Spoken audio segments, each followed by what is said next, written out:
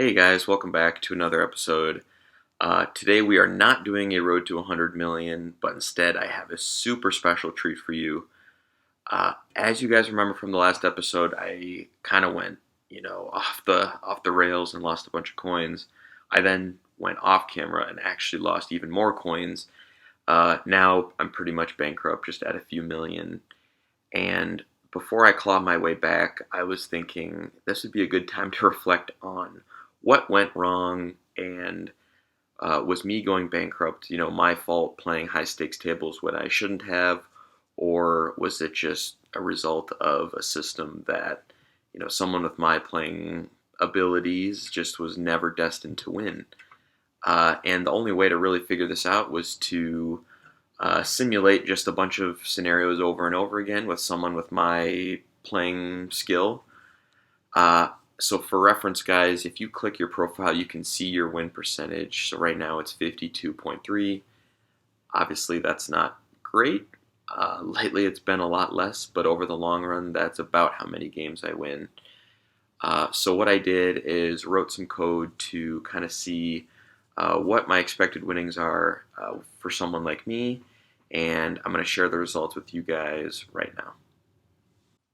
Hey guys, I wanted to show you the simulation I built that will help give us some closure on if me going bankrupt was, you know, statistically very likely for someone with my playing capabilities, or if it was more of a fluke and I really should have won based on my win percentage that we talked about in the first part of this clip. So how I set this up was I have my bets and my wins defined for each of the tables that I've been hanging out in for the road to 100 million. You can see these three have the rental fee deducted from the winnings. And then what I did was define a function where a user can enter any win probability. For me, we'll use that 52.3%, which is how I play. And then from there, just simulate a bunch of games and kind of see, do they win, do they lose, and everything in between. So how I have this defined is 20 essentially empty games to start. I chose 20 because that's probably how many I could play in one sitting, I guess, before I go crazy. Kind of arbitrarily chosen, but for the purposes of this video, we'll say 20 games in a row. How many do I win? And my starting spot is 60 million. This should look familiar from episode 1, where I think this was about my starting point. And then, from there we'll start playing the games. So while I have not hit my winnings and I still have games to play, essentially what I'm going to do is just loop through a bunch of these games. So a point to note here is I deduct 10% of the win probability if I'm playing at a, quote, high stakes table, just due to some, I'll say, nerves where I tend to lose those games a lot more than my 52.3 number reflects. Because in reality, guys, these tables up here have been really bad to me, and my win percentage is probably closer to like 20 or 30 up here. But for the sake of being conservative, we'll just say 10% at a high stakes table. So essentially what I will do then is, with my win probability, I will generate a random number 0 to 1. If it's less than this win probability, then I essentially won the game. Otherwise, I'm going to lose the game. So you can see the higher the win probability, the more likely that I will win the game, which, checks out.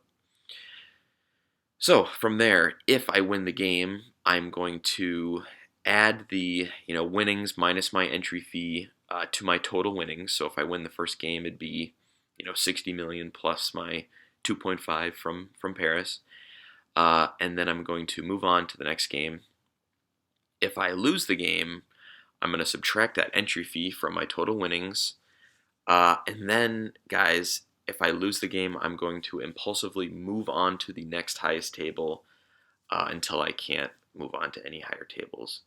And this is something that I've learned that, if I lose in, I'll say Seoul, I'll say, you know what, screw it, let's send Mumbai just because I'm kind of already on a tilt, and I'll kind of do that impulsive next table. So that's all this logic is doing. And then from there, we're just kind of cleaning up some of the results. And here's the output for a given win probability. So, like I said, guys, 20 games in a row. It's either going to converge at 100 million or essentially zero uh, based on my win probability. So in this example here, it looks like I lost the first game. Hey, I won the second game. Won the third.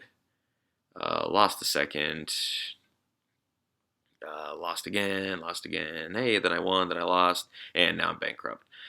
And if I run this again, this time I won, and then if I run it again, I lost, and I lost, and I lost, and I won.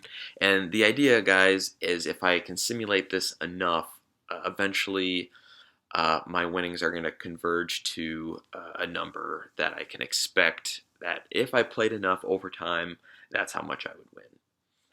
So that's exactly what this chunk of code does here. I then take my function. Ooh, that's a little high, guys. Good thing I caught that. I will enter my win probability, and from there I can kind of see visually what my expected winnings are over time. And this is the result of someone like me with my playing style.